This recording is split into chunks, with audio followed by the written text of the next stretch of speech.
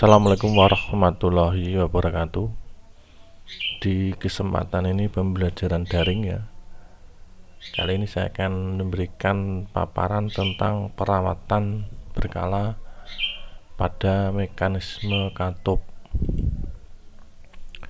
Yang pertama adalah tujuan dari pembelajar ini ya, melalui pembelajaran secara mandiri ya, diharapkan ya siswa mampu menelaah prinsip kerja dari mekanisme katup. Yang kedua, merawat berkala dari mekanisme katup ya, indikator untuk pencapaian kompetensi. Yang B, dapat atau memahami prinsip kerja dari mekanisme katup. Yang kedua, dapat merawat berkala dari mekanisme katup.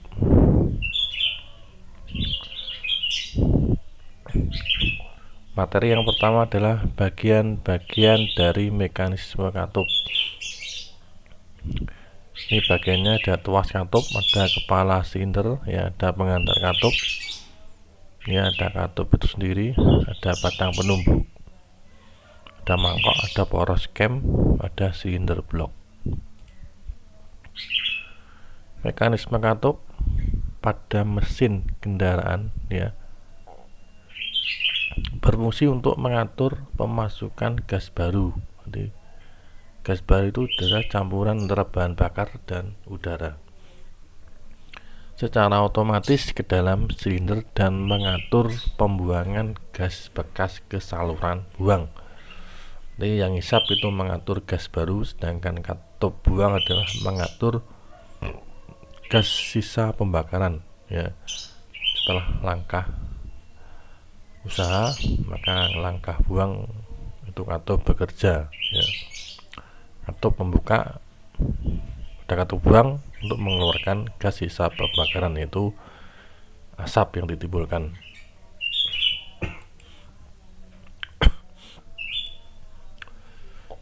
Yang kedua, mekanisme katup dengan poros cam di bawah. Ini ya, poros camnya di bawah nih, menekan as di bawah. Ini mesin diesel ya, diesel selip, diesel banyu itu ya, diesel air itu. Katupnya ada di samping ya, intercomnya nggak ada nih ya, hanya tutup itu. Konstruksi ya, sifat memiliki ciri katup berdiri dan berada di samping blok motor, serta poros cam terletak di bawah ya. Keuntungan dari konstruksi ini adalah mesin sangat sederhana ya, mesin pendek, tidak memakan tempat ya, suara tidak berisik, namun bentuk ruang bakar kurang menguntungkan bagi proses pembakaran yang ideal dan penyetiran katup yang sulit. Itu ruang bakarnya tidak begitu ideal ya, penyetiran katupnya sangat sulit. Kalau penyetiran katup ini digosok ini ya, ini katupnya digosok, ujung katupnya digosok pakai kertas gosok. Itu kalau penyetirannya kurang renggang ya, kalau terlalu renggang ya diganti.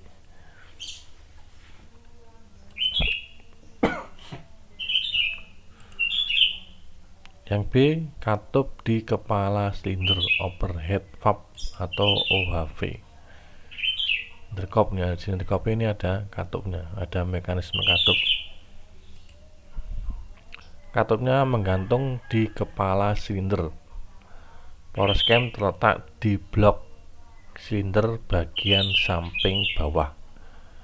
Ya, di blok silinder bagian samping bawah. Ya, keuntungannya bentuknya ruang bakar yang baik ya, namun kerugiannya adalah banyak komponen atau bagian-bagian yang bergerak ya, berarti kelembaman massa sangat besar sehingga tidak ideal untuk mesin pada putaran tinggi ya. Jadi kalau putaran tinggi dia lemah ya, katup tidak bisa menutup dengan rapat. Yang ketiga adalah mekanisme katup dengan poros cam di atas ya, satu poros cam di kepala silinder. Ini poros camnya ada satu ya. Pada konstruksi SOHC ya atau OHC, single overhead crankshaft, poros cam berada di kepala silinder dan langsung menggerakkan tuas katup A atau tuas katup B ya. Keuntungannya sedikit komponen bagian-bagian yang bergerak, berarti kelembaman massa sangat kecil sehingga baik untuk putaran tinggi ya. Pada putaran tinggi dia lebih baik daripada yang tadi. Kerugiannya adalah konstruksi motor menjadi tinggi karena mekanisme katup, sekopnya makin panjang nih.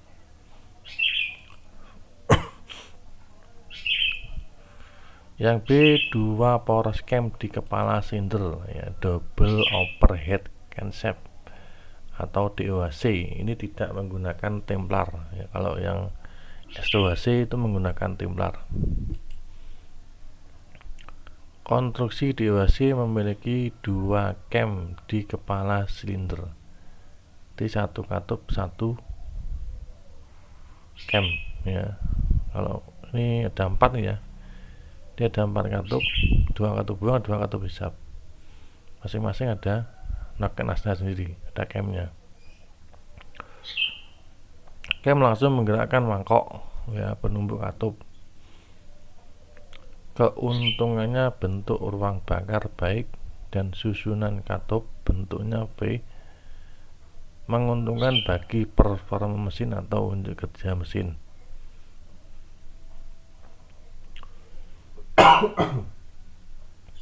Kelembaban massa paling kecil sehingga baik untuk motor putaran tinggi ya. Kerugiannya konstruksi mesin mahal, mesin lebih berat, dan penyetelan katupnya juga sangat sulit. Ini penyetelan katupnya istimewa ini ya, perlu pengukuran. Yang keempat, celah katup dan penyetelnya. Fungsi dari celah katup. Celah katup kenapa? Agar supaya katup dapat menutup dengan sempurna pada semua keadaan dan temperatur mesin. Di semua temperatur, baik temperatur mesin dingin, panas, itu diharapkan katup dapat menutup dengan rapat. Mengapa celah katup harus disetel? Saat mesin hidup ya, komponen mekanisme katup yang jumlahnya banyak bergerak, bergesekan, dan mendapatkan gaya ke berbagai arah serta beban yang panas. Maka semakin lama komponen semakin aus pada sistem penekan katup dan pada daun katup dan kedudukannya, serta mengikat-ikat menjadi kendor ya, sehingga celah katup menjadi berubah lebih besar. Karena kausan tersebut ya tidak merata, celah katup berubah dan perlu disetel sekitar setiap 20.000 km kendaraan berjalan.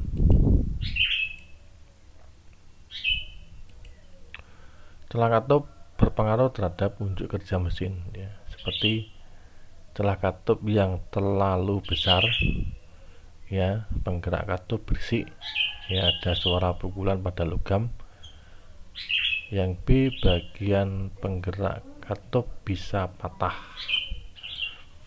Yang C, waktu pembukaan katup lebih sedikit dari waktu yang semestinya. Yang keempat, tenaga mesin berkurang. Yang kedua, celah katup yang terlalu kecil. Waktu pembukaan katup lebih lama dari waktu semestinya ya, gerak ganting juga lebih lama.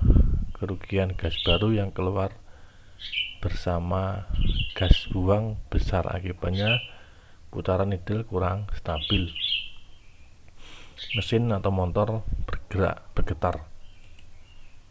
Yang ketiga, tidak ada celah katup, ya.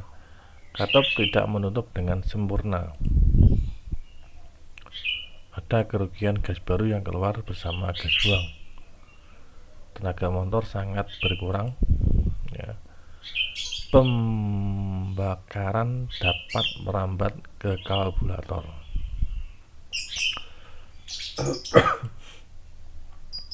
Yang di katup dapat terbakar karena pemindah panas pada daun katup ya tidak sempurna. Macam-macam konstruksi penyetel katup secara umum, ya. Secara umum dicetel seperti ini, celahnya di sini, ya. Ini mur penyetel. Penyetelan katup dengan mengendorkan mur pengunci dan memutar skrup penyetel. Untuk penyetelan celah katup, ya, posisi penumbuk pada cam harus pada lingkaran dasar, ya, tidak boleh buka. Tapi melalui tuas ayun.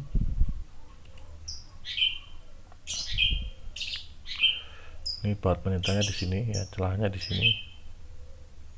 Ini, ya. Pengukuran celah katup antara tuas ayun dan cam, ya, bukan antara ujung tuas ayun dengan batang katup.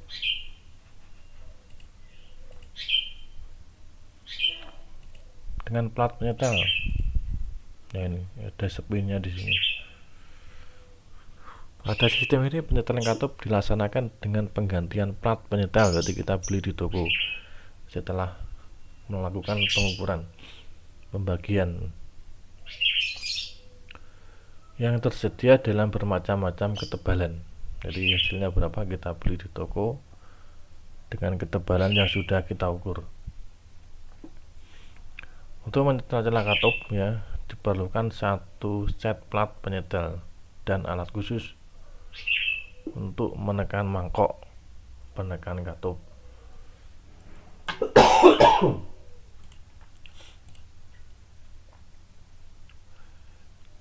Yang di tuas katup dengan eksenter penyetel.